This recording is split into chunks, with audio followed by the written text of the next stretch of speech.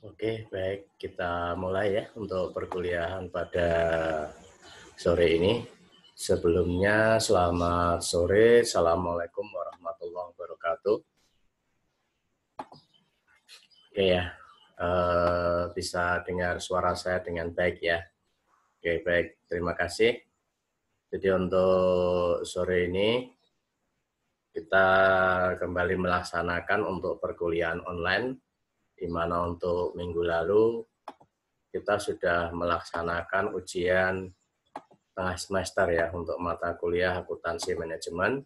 Jadi ini adalah untuk pertemuan ke-9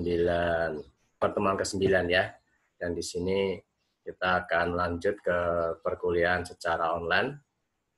Jadi seperti tadi yang sudah saya sarankan di pesan yang sudah saya kirim, silakan itu nanti bisa ya untuk lebih efisien. Oke, baik. Nah, untuk sore ini kita akan mendiskusikan tentang materi yang berkaitan dengan analisa biaya, volume penjualan, dan laba atau populer dengan analisis CVP. Oke, baik. Langsung saja untuk mempersingkat waktu. Di sini kita akan mulai untuk berdiskusi untuk materi tersebut. Ini sebelumnya saya sampaikan terima kasih sudah bergabung. Ini sudah ada berapa ini? 7 mahasiswa ya yang sudah bergabung. Oke. Baik. Apa itu analisa CVP? Jadi ini merupakan salah satu analisa yang mana analisa ini biasanya berkaitan dengan proses-proses dalam pengambilan suatu keputusan. Jadi ini kebetulan masih ada yang bergabung, jadi mungkin saya bolak-balik ini gini ya. Oke, baik. Jadi analisa CVP langsung saja ini.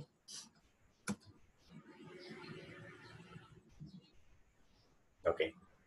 Jadi kita akan masuk ke pembahasan yang pertama yang berkaitan dengan analisa CVP. Jadi sebagaimana yang sudah kita ketahui bersama ya, bahwasanya di dalam manajemen di sini ada 4 fungsi pokok. Yang pertama adalah berkaitan dengan fungsi perencanaan, yang kedua adalah berkaitan dengan fungsi pengorganisasian, kemudian yang berikutnya ada fungsi action atau actuating, dan yang terakhir adalah fungsi controlling. Nah, dari 4 fungsi tersebut ini memang fungsi yang pertama adalah fungsi perencanaan atau planning. Ini merupakan fungsi utama yang mana di sini memang memiliki kedudukan yang sangat strategik. Jadi perencanaan ini merupakan salah satu faktor yang penting dalam suatu perusahaan karena berpengaruh secara langsung terhadap faktor kelancaran dan keberhasilan daripada manajemen dalam rangka untuk mencapai tujuan. Dengan perencanaan, tentunya di sini manajer ya dalam membuat perencanaan ini bisa memperkirakan aktivitas-aktivitas, tujuan-tujuan yang ingin dicapai di masa yang akan datang. Nah, sehingga di sini tentunya dalam proses ya aktivitas pencapaian tujuan yang sudah ditetapkan di dalam perencanaan ini akan lebih efektif ya, akan lebih efektif sehingga nanti proses yang terjadi di dalam pencapaian tujuan itu akan lebih baik. Nah, secara umum kalau kita bicara tentang tujuan-tujuan daripada organisasi, ini adalah berkaitan dengan pencapaian daripada laba yang optimal. Jadi, kalau kita bicara tentang perusahaan, memang ada 2 jenis ya orientasi dari perusahaan dalam melakukan aktivitas bisnis. Ada perusahaan yang memang orientasinya pada profit atau keuntungan yang biasa disebut dengan profit oriented. Dan ada juga perusahaan yang sifatnya nirlaba.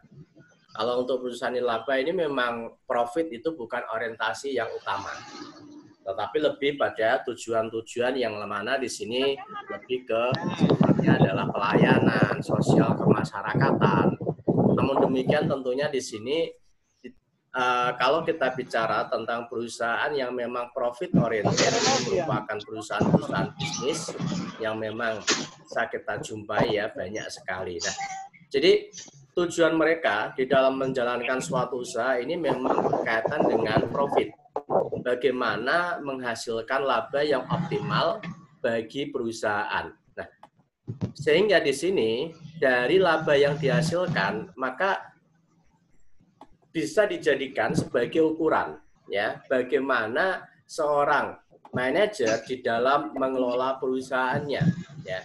Atau dengan kata lain, ketika suatu perusahaan ini mampu menghasilkan laba yang optimal, maka secara finansial atau dari sisi keuangan, maka bisa dikatakan kinerja keuangan perusahaan itu baik. Dan tentunya di sini juga akan berdampak pada penilaian kinerja daripada manajer, yaitu untuk penilaian kinerja yang lebih baik. Ini Mbak Iza lagi dalam perjalanan ya ini ya. Betul ya Mbak Iza ya, lagi di perjalanan ini ya. Oke. Mungkin hati-hati jalan Mbak ya. Oke, baik. Nah, jadi kembali ke sini bahwasanya memang ukuran daripada kesuksesan manajer bisa diukur daripada kesuksesan di dalam perusahaan itu sendiri dalam dengan proses menghasilkan laba.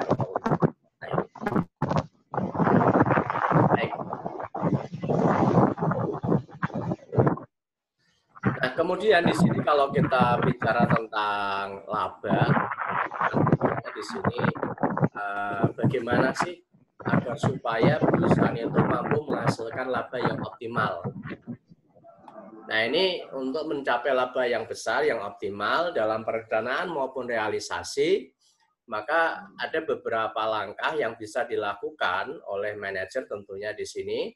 Ada 3 langkah di sini sebagai bentuk pendekatan agar supaya laba yang dihasilkan itu bisa optimal. Nah, untuk yang pertama ini adalah berkaitan dengan pendekatan biaya. Nah, jadi pendekatan biaya ini adalah menekan biaya produksi maupun biaya operasional ini serendah mungkin dengan mempertahankan tingkat harga jual produk dan juga volume penjualan yang ada. Jadi ini adalah upaya yang dilakukan. Jadi ketika perusahaan di sini mampu menekan biaya produksi dan biaya operasional, maka tentunya di sini perusahaan akan mampu memperoleh keuntungan yang lebih besar, ya, yang lebih besar. Nah, ini. Jadi ini adalah merupakan kebijakan yang memang cukup populer, yang biasanya ini merupakan kebijakan yang berkaitan dengan efisiensi biaya. Jadi kalau biaya-biaya produksi, biaya-biaya operasional itu memang bisa ditekan, maka di sini perusahaan akan memperoleh kesempatan mendapatkan laba yang lebih besar. Oke.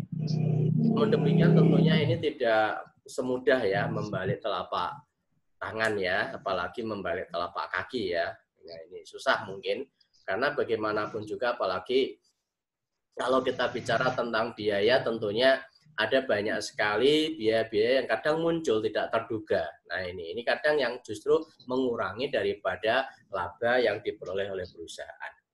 Nah, itu pendekatan yang pertama yang berkaitan dengan pendekatan biaya. Kemudian untuk yang berikutnya ini adalah berkaitan dengan pendekatan harga jual. Jadi menentukan harga jual sesuai dengan laba yang dikehendaki. Ini asumsinya sederhana.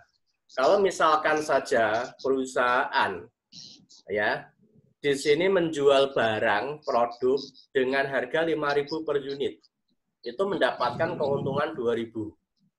Kalau misalkan pengen mendapatkan keuntungan 5.000, nah berarti di sini tentunya bisa menjual dengan harga berapa? Mungkin 8.000, 9.000 atau mungkin bahkan 10.000. Ini tentunya sesuai dengan laba yang diinginkan. Akan tetapi tentunya ini juga sama, bukan sesuatu yang mudah ya. Jadi ini butuh perencanaan yang lebih baik karena bagaimanapun juga di dalam melakukan bisnis ini tentunya perusahaan itu bukan tanpa pesaing, bukan tanpa kompetitor. Jadi pesaing ini juga banyak sekali. Ya, sehingga di situ ketika perusahaan menetapkan harga jual yang lebih mahal dari harga jual yang ditawarkan oleh kompetitor, ini tentunya ya bukan keuntungan yang banyak, malah justru nanti berdampak pada penurunan volume penjualan. Karena sekarang kalau kita bicara tentang konsumen, banyak konsumen-konsumen yang sekarang sudah selektif, ya. Jadi dia membandingkan harga satu dengan yang lain, mana yang memberikan penawaran harga yang lebih murah. Itu biasanya yang akan dipilih oleh konsumen untuk melakukan pembelian barang. Nah, sehingga tentunya di sini ketika kita menggunakan ya pendekatan harga jual, ini tentunya juga perlu kita pertimbangkan dengan baik dampak-dampak yang nanti yang akan terjadi di masa yang akan datang. Jangan sampai dengan harga jual yang tinggi justru menurunkan daripada volume penjualan. Oke. Kalau volume penjualan turun, tentunya di sini juga akan berdampak pada penurunan laba yang diperoleh. Kemudian untuk pendekatan yang ketiga, ini adalah pendekatan yang berkaitan dengan volume penjualan. Jadi meningkatkan volume penjualan sehingga dapat mencapai target atau anggaran yang sudah ditetapkan. Ini adalah pendekatan yang ketiga. Jadi kalau perusahaan ya ingin mendapatkan laba yang optimal, maka perusahaan di sini dapat ya melakukan peningkatan atas volume penjualan ini. Jadi volume penjualan. Mengapa di sini volume penjualan yang tinggi itu mampu meningkatkan daripada laba? Karena di sini secara garis besar bahwasanya kalau kita bicara tentang volume penjualan ini, semakin banyak volume penjualan yang dihasilkan oleh perusahaan, maka tentunya di sini untuk biaya ya baik berkaitan dengan biaya administrasi dan umum, biaya pemasaran maupun biaya produksi, di sini kan ada unsur biaya tetap. Jadi ada biaya variabel dan ada juga biaya tetap. Nah, semakin banyak volume penjualan yang dihasilkan, maka untuk pembebanan atas biaya tetap ini semakin kecil. Sehingga di sini tentunya ya akan berdampak pada keuntungan yang optimal. Jadi ini adalah 3 pendekatan yang nanti bisa digunakan di dalam kaitannya dengan peningkatan laba perusahaan. Saya kira dari 3 pendekatan di sini mungkin ada yang setuju dengan pendekatan yang pertama, yaitu berkaitan dengan efisiensi biaya. Ini. Atau mungkin ada yang setuju dengan pendekatan yang kedua, yaitu berkaitan dengan harga jual. Atau mungkin ada yang setuju dengan pendekatan yang ketiga, yaitu berkaitan dengan volume penjualan. Nah, atau mungkin ada yang setuju dengan tiga-tiganya. Nah, ini. Nah, namun demikian di sini bisa dikatakan bahwasanya dari ketiga pendekatan ini memang ada hubungan, ya, ada keterkaitan. Baik biaya, harga, dan volume penjualan, ini ketiga solusi ini memang ada hubungan yang saling berkaitan, sehingga nanti di dalam proses ini nanti bisa kita gunakan secara bersama-sama sebagai bentuk pendekatan. Ya. Sebagai bentuk pendekatan yang mana nanti kita lakukan analisa. Ya, analisa yang mana dari hasil analisa itu nanti akan memberikan rekomendasi kepada manajer tentang keputusan berkaitan dengan biaya, berkaitan dengan harga jual, atau bahkan berkaitan dengan volume penjualan. Nah, ini, karena ini adalah ketiganya berkaitan. Oke, baik. Sampai sini mungkin ada yang ditanyakan, silakan.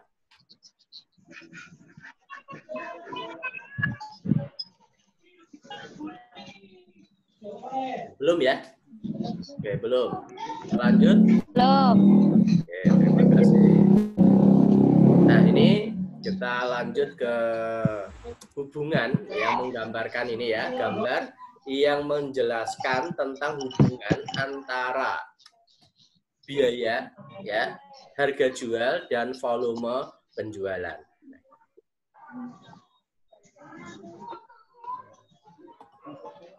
Jadi kalau Anda lihat di sini, ya, bahwasannya kalau kita bicara tentang biaya, biaya ini kan merupakan pengorbanan yang dikeluarkan oleh perusahaan untuk mendapatkan manfaat, baik untuk sekarang maupun di masa yang akan datang. Nah, biaya-biaya yang dikeluarkan oleh perusahaan ini tentunya jenisnya ada banyak sekali. Ada yang berkaitan dengan biaya produksi, ada yang berkaitan dengan biaya pemasaran, ada yang berkaitan dengan biaya keadministrasian dan umum. Nah ini. Jadi biaya-biaya ini sangat banyak, yang mana di sini tentunya biaya-biaya ini itu berhubungan langsung dengan keuntungan. Ini ya, berhubungan langsung dengan keuntungan.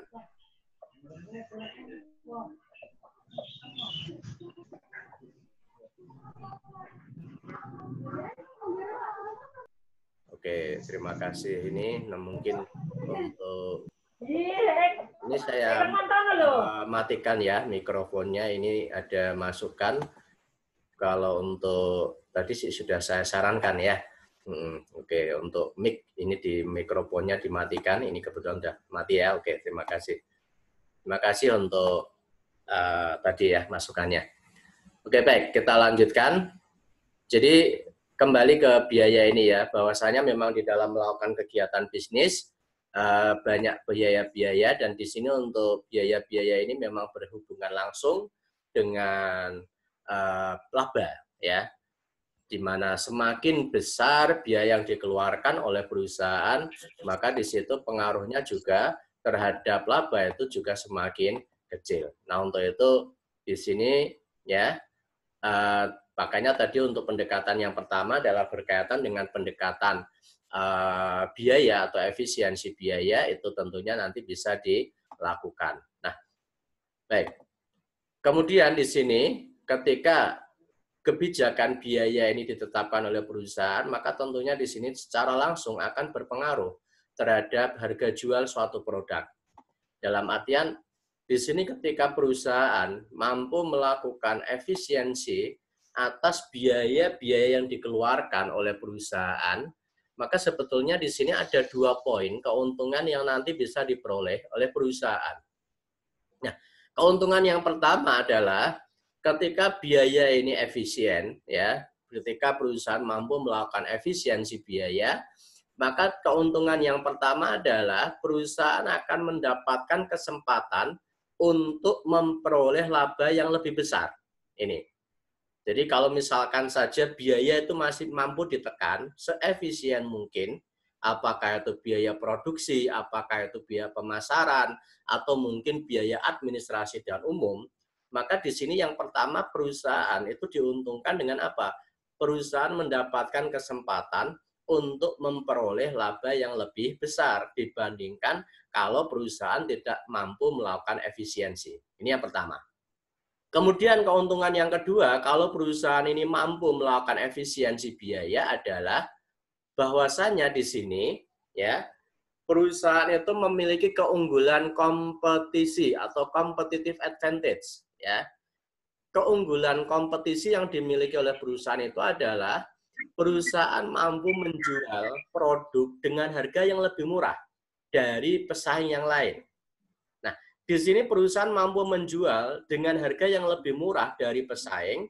Karena apa? Karena perusahaan mampu melakukan efisiensi atas biaya-biaya yang dikeluarkan.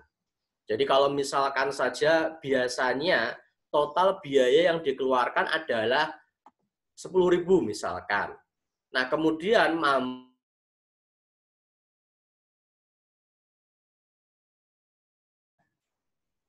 mampu melakukan efisiensi sehingga biaya di sini itu dari 5.000 bisa ditekan menjadi 3.000.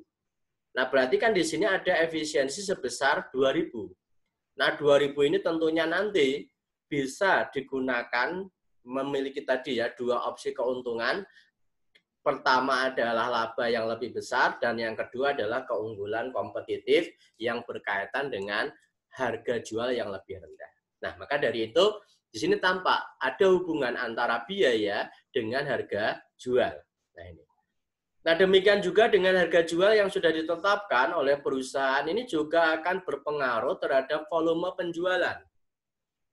Jadi kalau kita bicara tentang volume penjualan, kita kaitkan dengan harga jual, ini adalah konteksnya, ya, bahwasanya kalau kita melihat dalam teori ekonomi mikro, ya, bahwasanya memang di dalam mekanisme harga yang terbentuk di pasar itu memang merupakan terjadi antara daya tarik menarik antara penawaran dan permintaan. Nah, maka dari itu kadang sering kita melihat fenomenanya ketika harga jual, ya, harga suatu barang atau suatu komoditas itu tinggi, maka kecenderungan volume atau permintaan daripada barang tersebut itu akan turun. Ini. Dan sebaliknya, kalau harga suatu barang ini rendah, murah, maka kecenderungan volume daripada permintaan barang tersebut itu akan naik. Nah, sama halnya dengan perusahaan ini. Dapat diasumsikan bahwasanya kalau perusahaan ini menjual barang dengan harga yang lebih murah, maka di sini asumsinya atau ekspektasinya itu adalah meningkatkan volume penjualan. Ini ya. Nah, secara otomatis ini ketika volume penjualan itu ada kenaikan atau mungkin sebaliknya ada penurunan, maka ini tentunya juga akan berpengaruh terhadap volume produksi. Nah, ini. Karena volume produksi ini kan menyesuaikan dengan volume penjualan. Kalau volume penjualan naik, maka volume produksi juga ikut naik. Kalau volume penjualan itu turun, maka volume produksi juga harus diturunkan. Dengan tujuan apa? Untuk penyesuaian. Ini. Nah, sehingga volume produksi ini memang berpengaruh secara langsung terhadap volume penjualan. Nah, dari volume produksi ini tentunya nanti juga berhubungan dengan biaya produksi. Nah, ini ya, biaya produksi per unit. Jadi ini kenapa di sini volume produksi itu berpengaruh berhubungan dengan biaya produksi per unit? Ini karena di dalam proses produksi secara garis besar kan ada 3 elemen biaya. Ada biaya bahan baku, ada biaya tenaga kerja, dan juga ada biaya overhead pabrik. Nah, dari 3 elemen biaya tersebut, memang sebagian di sini ada yang sifatnya biaya tetap, dan ada yang sifatnya biaya variabel. Kalau biaya variabel, ini besar kecilnya tentunya menyesuaikan dengan volume produksi. Kalau volume produksi banyak, tentunya biaya variabelnya banyak. Kalau volume produksinya rendah, maka biaya variabelnya juga ikut turun, rendah. Tetapi tidak demikian dengan biaya tetap. Biaya tetap ini semakin besar volume produksi, maka pembebanan biaya tetap per unit itu lebih kecil. Ini. Jadi saya ulangi, ketika volume produksi itu besar, ya, tinggi, maka di sini pembebanan atas biaya tetap per unit itu kecil. Dan sebaliknya, kalau volume produksi itu rendah, kecil, maka pembebanan biaya tetap per unit itu besar. Nah, ini. Nah, makanya ini berpengaruh. Kalau volume produksinya besar, tentunya di situ nanti bisa terjadi yang namanya efisiensi biaya produksi. Nah, ini. Makanya ini kalau kita memperhatikan, ini merupakan satu siklus ya yang terus berputar, ini terjadi dalam satu periode dalam proses produksi. Oke, baik. Jadi ini adalah sebuah gambar yang menjelaskan tentang hubungan antara biaya, kemudian harga jual, dan volume penjualan. Oke, baik.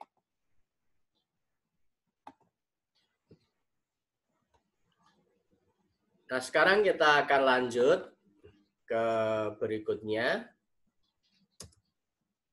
Nah, sekarang kita masuk. Kalau tadi di sini kita sudah menjelaskan tentang hubungan dari 3 elemen, baik yang pertama adalah biaya, yang kedua adalah volume, dan yang ketiga di sini adalah profit ya, atau biaya, volume, dan laba ini ya, harga jual ini ya. Oke. Nah, untuk dapat membantu menjawab pertanyaan yang berkaitan dengan jumlah penjualan yang diperlukan untuk mendapatkan jumlah tertentu, maka di sini kita bisa melakukan analisis yang namanya analisis biaya, volume, dan laba, atau biasa disebut dengan analisis cost, profit, volume analysis. Ini di mana analisa tersebut itu untuk mengetahui besarnya laba tertentu, yang mana di sini perlu diadakan analisis terhadap keterhubungan atau relationship antara laba tersebut dengan biaya, volume penjualan, dan harga jual. Jadi laba ini memang dipengaruhi oleh biaya, volume penjualan, dan harga jual, sebagaimana tadi yang sudah saya jelaskan pada gambar sebelumnya.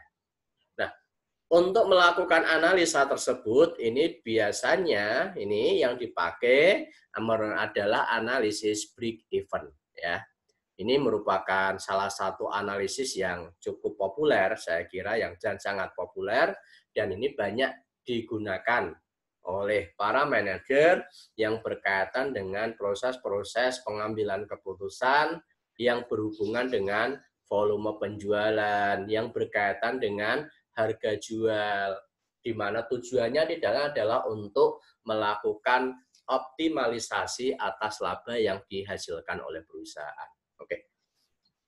Nah, sebagai gambaran awal bahwasanya di sini analisis break even point ini merupakan salah satu bentuk analisis yang mempunyai hubungan erat ya, biaya, volume, laba yang mempunyai hubungan erat dengan anggaran.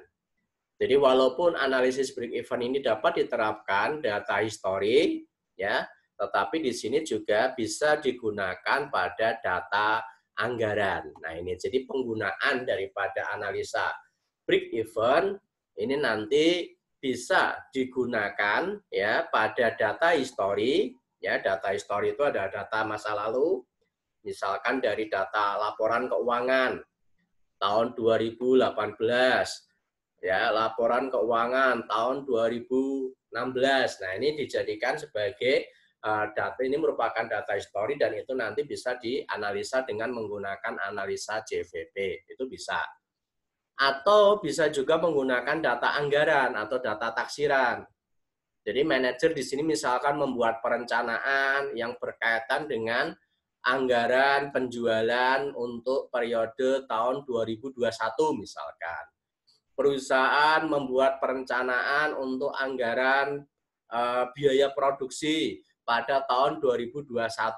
Nah, ini data-data itu nanti bisa dilakukan analisa dengan menggunakan analisa break even. Oke. Baik, apa sih analisa break even itu? Oke. Jadi analisa break even ini biasa juga disebut dengan analisa titik impas ya. Kalau orang kita, kalau bahasa familiarnya ya balik modal gitu ya, Pak Bu gitu, atau apalah istilahnya mungkin, di mana di sini penggambaran di dalam analisa ini break even itu adalah total penghasilan ini sama dengan total biaya. Jadi kalau perusahaan di dalam melakukan kegiatan bisnis ternyata penghasilan yang diterima itu kok ternyata sama dengan total biaya, maka posisi daripada perusahaan itu adalah dalam posisi break even. Ya, di mana suatu titik keadaan di mana perusahaan tidak memperoleh laba dan tidak mengalami kerugian. Nah, ini. Tetapi analisa break even ini tidak hanya untuk semata-mata mengetahui tingkat penjualan dalam keadaan break even. Tetapi metode analisa tersebut ini mampu memberikan informasi mengenai berbagai tingkatan volume penjualan serta hubungannya dengan kemungkinan memperoleh laba menurut tingkat penjualan yang bersangkutan. Nah, ini. Jadi perlu saya jelaskan bahwasannya memang analisa break even itu untuk mengetahui titik impas, di mana pada volume berapa, pada biaya berapa perusahaan itu pada posisi titik impas, tidak untung, tidak rugi. Tetapi di sini analisa itu tidak hanya berhenti di situ. dari analisa break even ini tentunya nanti kita bisa mengetahui ya mana sekiranya nanti perusahaan akan mendapatkan keuntungan atau mungkin sebaliknya gitu ya.